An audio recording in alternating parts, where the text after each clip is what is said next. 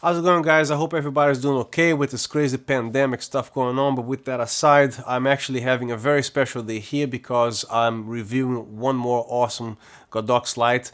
I previously reviewed the FV150 and now I'm reviewing the latest release, which is the VL series. Godox is a very popular brand, and as you can see on YouTube already, there's a large numbers of YouTubers who are already covering mass details the Godox VL300 and some covering the VL150, but there's nothing with the VL200, and the whole missing link of the whole thing here, which is the VL200, which as far as I know at the time in making of this video, there's nothing on YouTube covering the VL200, which is the very light that's going to stand right in the middle if the 150 is not enough and the 300 is too much. There's so many brands around, there's so many manufacturers making these lights, and everybody seems to be relying, comparing, or focusing or inspiring from the Aperture brand. And as a matter of fact, the Godox FV150, as far as cases go, this particular light here doesn't come with a case, but I actually found the perfect case for that.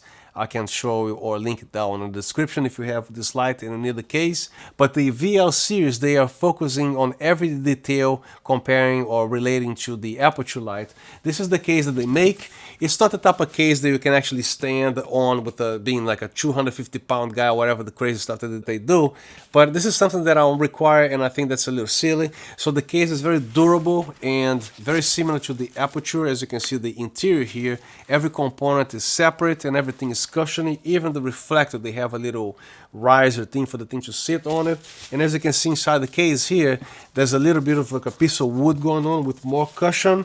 So this case is actually very sturdy and very rigid, and the bottom here has this very nice feet. So I think this case is very attractive, very protective of the equipment. And just a quick disclosure here, yes, Godox sent me this light for review the same way any other manufacturer when they send me products. I'm not getting paid to say anything, nor do I have to send the video prior to approval before upload. This is not the way it works. We receive the product, we give our thoughts and opinions about the product, things we like, things we don't like. The VL series, I just have one unit present, but as a matter of fact for this video I chose the very Godox FV150 as the key light over here, which I can actually touch the softbox. It's only 3 feet away on a 45-inch parabolic octagon softbox, and it's a very nice light. And the fan of these lights here, they are apparently even quieter than the already enough decently quiet fan that the FV150 has. And apparently to me is the same yellow fan that's here, is the same fan that's here. I might be wrong, but it looks like the same. Or maybe something that they did here inside that kind of even makes the fan less noisy.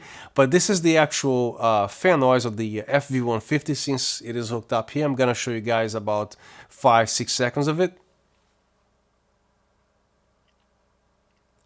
Even if you speak very low or if you whisper, the fan is like, miles away, even though the light is 3 feet from me. This is as close as you can possibly get a light from the subject, right? And still, I believe the fan noise is like irrelevant. And the microphone is pointing right at my mouth and the light is right here. So this VL200, the fan is even quieter. Of course, this review is going to be focused on the VL series, but I think it's kind of cool to be able to show you guys both lights here, because this light here came slightly before the VL series, and they both are the latest releases from Godox. And just in case you are interested in buying both, this light here, they do different things. For example, this one here is a LED, but it also features a flash. It's not as powerful as a Godox or any other brand dedicated flash, but it really comes handy when you are bringing just an LED and then you happen to be asked to take some stills and you happen to just switch a button here. This thing becomes a flash and is extremely convenient. Plus this thing has a little effect like strobe or the lighting effects and everything. This is not something that I use a lot, but it's here. And this light over here doesn't have the flash or the effects, but this is focusing power and even a more accurate color reproduction accuracy. And the features of Ballast that you can actually slap 2 V-mount batteries, which you can actually take on the field. This light over here you can also take on the field, but that's gonna require a larger power bank. It's very important that if you try something like that, any other light that's studio outlet limited, if you don't use a pure sine wave power generator, you're gonna damage your delicate circuitry that's inside here. Don't think you can go to Walmart and buy like a cheap $50 power generator, because those are square wave, those are not sine waves. So don't attempt that because you're gonna damage this. But the setup is gonna become more clunky, more complicated. This is why this light is designed properly to carry your trusty V-mount batteries, and you take this thing on the field. So this is the difference, the main difference between the two. This light here, you just plug in the power cord here, but all the components that's supposed to be on the ballast here, they are built inside, which makes this light heavier. Another cool advantage of this light here, because it is so light, because all the components are on the ballast, you can actually be able to rise this really high without the possibility of the light starting to wobble, especially if you put a reflector or softbox here. This thing is gonna dance in the air a little bit. This one less because it's lighter. When you go film something, we also dealing with locations. Sometimes they are very large, and of course, sometimes you need the brightest light there is, but it's not everything about the brightness. Just before I got this light here, I was already watching a bunch of YouTube reviews from very reputable YouTubers. What they're saying is the accuracy of this light here is absolutely incredible, especially that everybody compares to the almighty Aperture 300D Mark II. But they are saying that, I mean, I don't have a color spectrometer. They use a Sekonic 800C or C800. So they are able to do some readings over there, but this light here falls slightly. I'm talking about like a 3% on the magenta side. If you absolutely have to color correct something that minimal, I'm talking about slight little invisible almost magenta. If you're doing a setup like this or a corporate interview, nothing to worry about unless you're shooting something like, you know, diamonds, because those are very highly reflected and very like, you know, chrome white kind of thing, and then you need some pretty accurate to the zero, right? But stuff like this here, and by the way, the only light that you primarily have to worry about is the key light. So I'm using a light that has nothing to do with this light here. That's like a Aperture Amaranth on the back there. If it is a slightly towards magenta or green, whatever light you use in the background, a little RGB here, none of this stuff matter. What matters is the main key light. So the small amount of correction they're gonna use is for this light here. But if you can actually match everything, good for you. So I'm going to start with the top of the light here. As you can see, this is very small thanks to the ballast that all the components are here, which makes this extremely lightweight head. I put a little Velcro here because I don't like to be looking for my remote. So every time I'm not using, I put the remote back here. So the only thing you're going to see on the back here is as simple as attaching your power cable, which is a 4-pin XLR. In the front here, it features an umbrella, which is pretty convenient in case you want a quick diffusion. Another cool thing that I really like what Godox is doing, at least on the FV and the VLCs that I've seen, is this glass that they put over here, because who would want to accidentally stick a thumb here with a greasy print, right? Because when these lights they get hot, it is important to remain very clean. The same way your old halogen bulbs, when you have a fingerprint in there, you require to wear gloves when you replace the bulb. It's never a good thing. Foreign elements on this LED. You want this thing as clean as possible, and I'm very glad they put this glass over here. Another very important thing here is this knob system, which everybody seems to be liking, including myself, because this key light that I use here with this parabolic, very deep softbox, this thing is pretty heavy. And a few lights that I have in the back there, there's always a problem with the yoke not being sturdy or strong enough. This thing here is not going to droop, because once you tighten the head, it features like a rubber washer in between, so you don't have to over tighten, but just a good amount of tightening will prevent the softbox from drooping, you know, because it will stay here. So when you take this out of the box, the first thing that you want to do is to remove this, right? So what I loved about this light, what they did here with this release pin, and a lot of YouTubers are also really liking this, is because somehow it's very comfortable. This is a very large pin, so when you actually remove your softbox or your reflector, whatever it is, bones mount that you attach here, this feels great to release because it is just easy. I believe the same thing they did with the FV150, as you can see, is a very large knob, so everything is big instead of those little chrome little pins here. So this is big and this is big. It's very comfortable to remove. So the yoke, not only it is very sturdy, and you can actually fully orient this to 180 degrees down, as you can see here, and almost 180 degrees up, probably 174 degrees or something like that. But this also features a two-way spigot, the mount here. So when you have the mount this way here, you can actually aim this towards the ceiling or the floor. You can put whatever modifier. It can be a Fresnel lens here, it can be a softbox or a reflector. And then to turn the opposite side, you could just temporarily remove it, turn the light this way, reattach your reflector or whatever modifier, and there you go. You can actually point it to the floor, the ceiling. So let's talk about the remote controls. If you previously have most Godox lights, you've probably seen one of these guys. What I really like about it is because it has a decent size display and it is an LCD display, which tells me what light intensity I am or brightness or whatever. If I have a bicolor light, I can see if I am at 5600, 3200 or 4400, whatever, without having to look at the rear of the light or come to the ballast here and see what numbers I am, because when I'm dimming the light or changing the color temperature, I'll be able to see the result right here.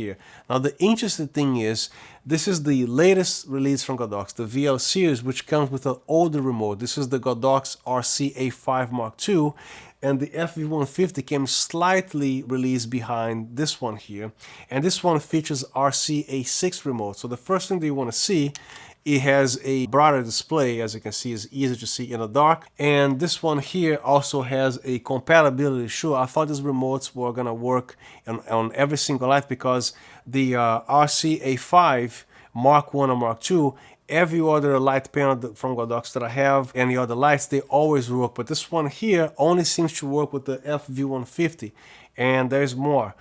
This light here, both lights, they can go from 1% increments all the way to 100% when you are operating on the light or in the back here or on a ballast. This remote here can only go to 10% on this light here, and most of the lights, I don't understand why, because the FV150, possibly the 200, with the RCA6 remote, you can go all the way down to 1%. And I don't know why this one you cannot go below 10%, but this one here with the remote, you can actually go all the way down from 1% all the way to 100. Moving on to the ballast here, you're going to notice that it has a very similar design to the Aputure first generation ballast, and also comes with the 3 pieces that you have to put together here, which is the cabling and also the power supply and the ballast. When the second generation of the Aputure is all within the ballast and everything is built in, including the power supply. So another cool thing that this ballast is doing, because not all lights do this, because a lot of lights that I have, for example, light intensity wise, when you are at 75-80% and then you dial the remaining 20% to reach the 100%, you can barely notice the difference in brightness. But with the linear mode here, when you are at 80%, 81, 82, you can actually see a big difference between 80 and 100%. And also using a kilowatt meter over there, I can see as far as power consumption goes, for example, at 100% I think is close to 220 watts or something like that, and at 50% is about close to 100 watts, and at 10% is about 18 watts or so, and at 1% about 5 watts. When you actually go from 1% to 100%, every little bit of it is getting down to 0 to 100%. You're gonna see a dramatic difference in brightness. And to power this thing up is extremely easy. It's just these 2 cables plus the regular AC cord, but that's the last thing you want to do before you plug in any outlet. Make sure you hook up everything here first, because you don't want to see or have any spikes in here. It's never good for the light. So as you can see, you cannot make a mistake here, because the power brick has a female 4-pin plug which attaches on the bottom of the ballast. It also has like a lock here. You're gonna hear click. And to power the light itself, as you can see, this is actually a male connector which powers here on top of the ballast, and then you connect the cable to the light and you're done. I'm not a big fan of ballast, because to me it's always an inconvenience, the fact that I have to hang the stuff on a stand here or put it on the floor. But if you want portability of a light of this power here, the only way to drag this thing on the field without an AC outlet, you have to have a ballast, because you can mount your batteries there. And lights like this is more simple, because everything is built in. All you gotta do is plug in the power cord, but you are stuck as a studio or household outlet. This ballast here is made of metal and also consists in 2 pieces, which is the power brick and the ballast itself, but they provide a V-mount thing with a Velcro that you can actually attach very neatly where the battery goes, and then you keep everything nice and tidy. And the only way to use this ballast here is either put it on the floor, which you don't want to do. They provide this strong enough nylon here, which should last a long time. But I also like to reinforce. I put a piece of gaffer tape here, because I'm putting this where the threads are. So I don't want to cause any premature wear and tear. So this was a pretty quick solution here that I did. So this will ensure that it's going to last a long time. The nylon is not going to break. This is a very tough material, but I still like to reinforce things. I like to do slight modifications. Now, the only problem that I see with ballast in general, this one, any other ballast, is because sometimes it's difficult to mount depending on the stand that you have. And I also think about resale value. And I'm not selling this light, but just in case I want to sell this light in the future, or the V whatever 600 comes up, I always think about resale value. So I don't like to scratch my stuff. So when I mount the ballast here, this thing is going to be banging against the stand, so I just put a little sponge on top and another one on the bottom, and also an additional Velcro that's actually pressing against the ballast, against the power brick, which makes this entire setup very sturdy. So when I move the stand, nothing bangs around and there's no scratches on my ballast. So it keeps the thing looking new, and this is something that it is my nature to keep everything looking new forever. So a lot of people, they don't care, they just like, bang the stuff around, but I'm not that kind of guy. So I usually modify everything. And again, this is more suggestions for manufacturers to improve things. Now the controls here are pretty simple. You simply press and hold the power to turn the thing on, and then you can go from 0%, 1%, all the way to 100%. And very quickly turn it down. Now the 5600 number here, even though this light is locked at daylight only, it's not a bicolor, it's cool to see one more number here. It's another excuse to make the display a little larger so you can actually see the numbers at a greater distance. And the button on the right here, you press it once quickly, you can change your channel numbers from 1 to 16. Press it one more time, you can actually change your group number from A to letter F. Press it once again, it stops. When you press and hold, you can see the Bluetooth ID in case you have several of these lights, because this light is able to be operated by an app besides the remote control itself.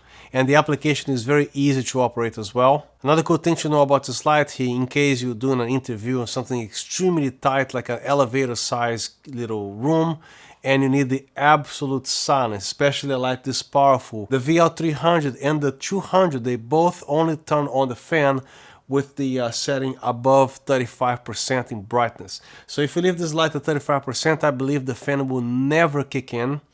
As soon as you go 40%, in a few minutes the fan will start to kick in, occasionally turn it off. This light here, for example, the fan is constantly on, regardless if you are at 1% or 100%.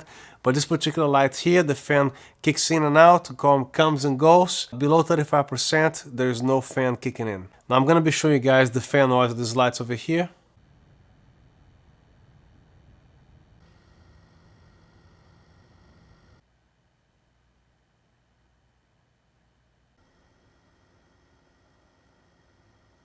The VL200 comes with a nice case, it comes with a reflector, comes with a power cord, the ballast, the power brick, and also a remote control. Now the reflectors here, the VL150 is going to come standard with a regular reflector, but if you buy the VL200 or 300, they both come with the same type of heavy duty reflector. And as you can see inside here, they did a pretty good science of reflectance of how the light behaves over here. You're going to notice an extreme amount of output when you use these reflectors, and it's going to be like a very hot spot. But this is what, if this is what you want, you can use this reflector, or you can use a regular reflector to go to the old-fashioned way the Godox reflectors are. But if you need a lot of punch, you gotta use this reflector here, which was pretty impressive. It pretty much almost like triples or quadruples the light output when you're using this particular reflector that came with this light. I'm talking about the apps here. I only have iOS, so I'm gonna be limited to the App Store only, but I'm sure they have the same app for Android devices here. So the name of the app that you're looking for is Godox Photo. So mine is already installed, so you want to click open here. And as you can see, it has some things with the camera. They can import or export images. I'm not going to be talking about much about that stuff. And here you have your flash options to connect your Godox flashes and everything. And on the bottom here you have your settings and your Bluetooth. A lot of people don't read the manual, so connecting this light to the app is extremely easy. But if you don't read the manual, you're gonna have a real hard time connecting this app to the light, because it needs a password for the Bluetooth, which is a good and safe thing. When you press this button here on the ballast, you can actually find the Bluetooth ID. When you press and hold, I only have one light, so I don't even need to bother with this. Next you go to the LED. and then as you can see, the thing instantly connected. It was at 1%, mine was set to 50. So to change the brightness here within the app, you just press the minus or plus buttons here. I'm going to increase the brightness 1 and 1% increments.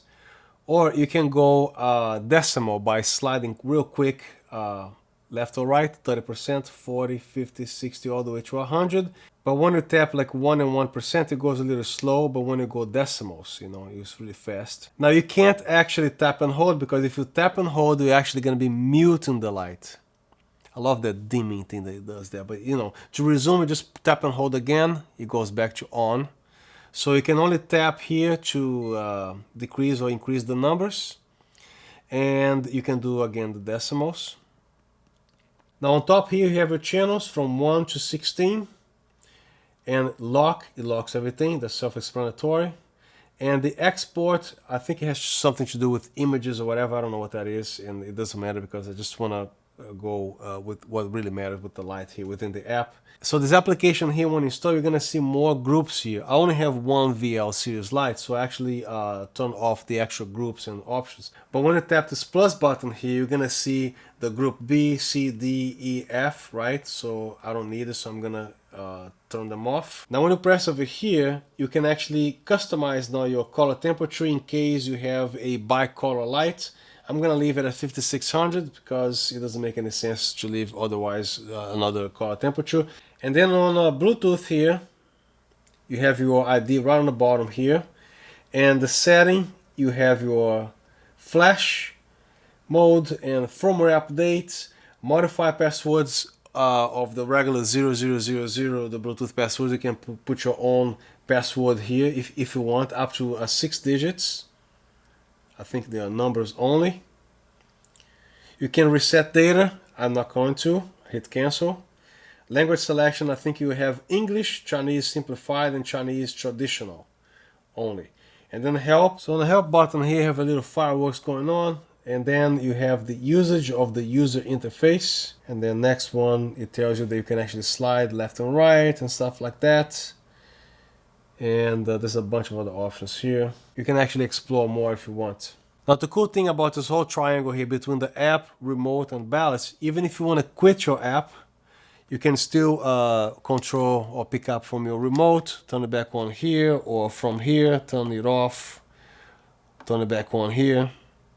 Same thing over here. And then you want to launch the app. Nothing gets interrupted, everything just works. Go back to the LED. And then it can go to the 10%, which automatically reduces because once the app opens, this was at 35% or so, and then the app opens at 10%, it's going to dim down to 10%, and then you can actually resume your operation here, or again, turn it off from here, turn it back on, do your percentage here and everything, or from here. I'm going to quit the app again, no problem. You want to turn off the remote. You can actually pick up from the Ballast as well. Pretty cool.